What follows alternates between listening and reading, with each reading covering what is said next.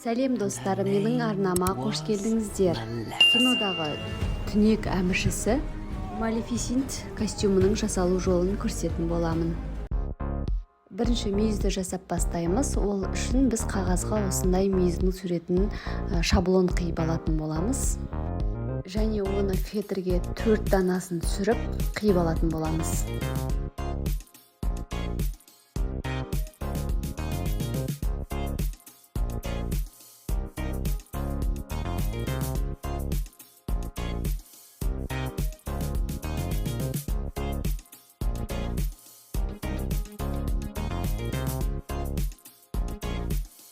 Енді қиылған мүйіздерімізді зигзаг тігісі арқылы тігіп шығатын боламын.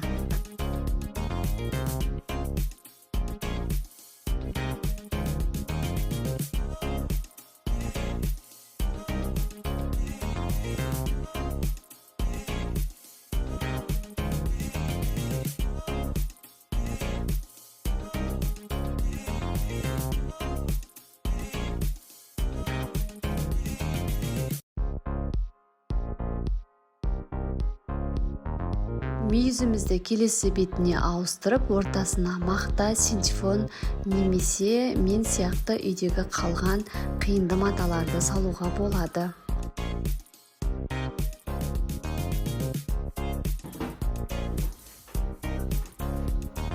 Астыңғы бөлігін тігіп алам және осы тіккен мүйізімізді ободоктыға жабыстыратын боламыз.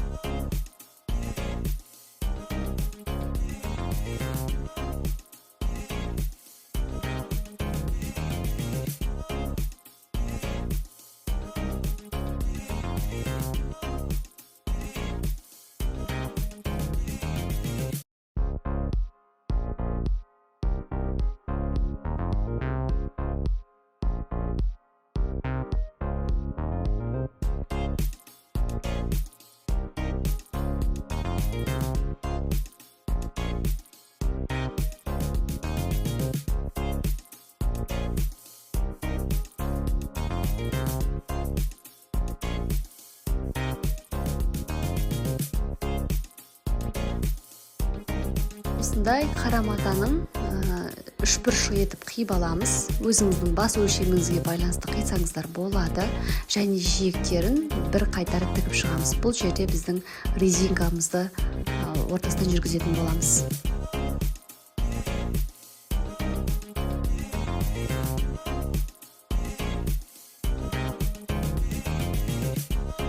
Міне біз тігіп болдық. Енді осы резинкамызды өткізіп, осы резинканың екі бұрышын жаңағы ободогымызға тігіп қоятын боламыз.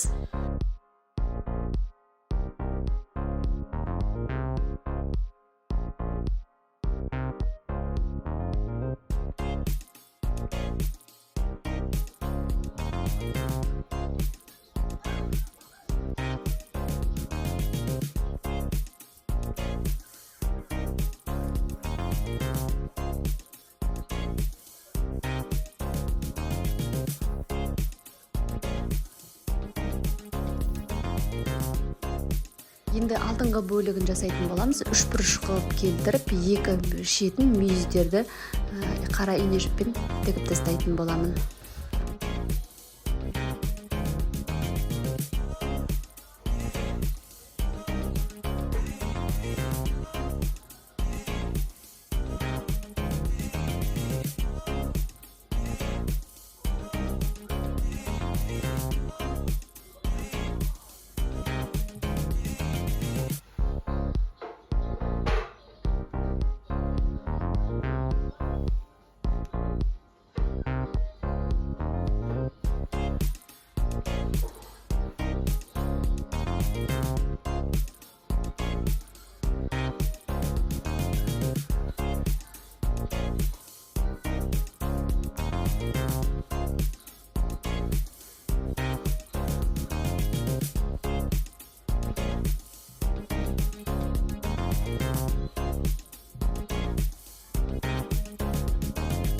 жасаймыз. Ол үшін бізге картон қағаздар қажет болады. Кез келген картонды осылай қанатты сызып алып қиып шығасыздар. Және осындай картон қағаздың екі бөлігін алатын боламыз. Картонымызды, қанатымызды бояп шығатын боламыз қара түске. Мен жаңаға қағаздың үстін толығымен осы пакеттен қауырсындар жасап жабыстыратын боламын. Қауырсынды өз қалауыңыз бойынша жасаңыз, кішкентай, орташа және сопақ ұзынша қылып жасаған дұрыс екен.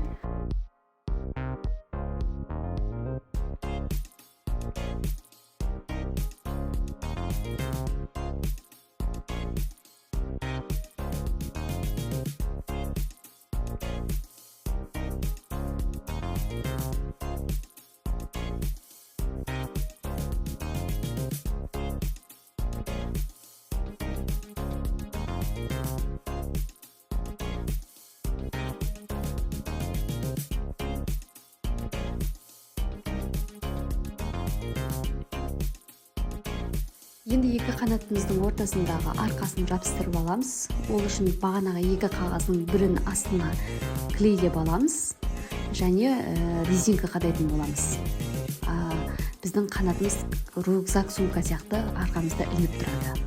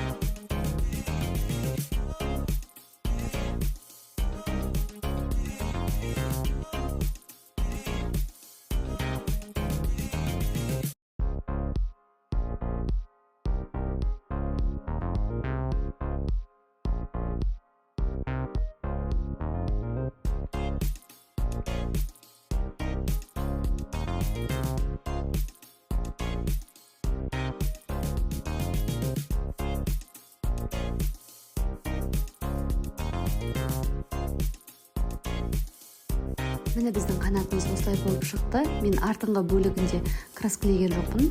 Ол жерге де пакеттен қауырсындар жасайтын боламын. Енді қиып алған бағанағы қауырсындарымызды осылай ыстық клейдің көмегімен де жабыстыруға болады. Болмаса әр бөлігін скотчтап жабыстыруға болады екен. Скотчпен жабыстырған кішкене оңайырақ. Ең үстіңгі бөлік көрінетін жерлерге қарай ыстық клеймен жабыстырыңыз. Қауырсынымыздың басын кішкене сопақтау болғанда жақсы көрінеді және көлемі жағынан да бірі үлкен, бірі қысқа, бірі кішкентай қылып үш бөліктен араластырып отырып жасап шығыңыздар. Сол кезде қанаттарыңыз ерекше болып шығады екен.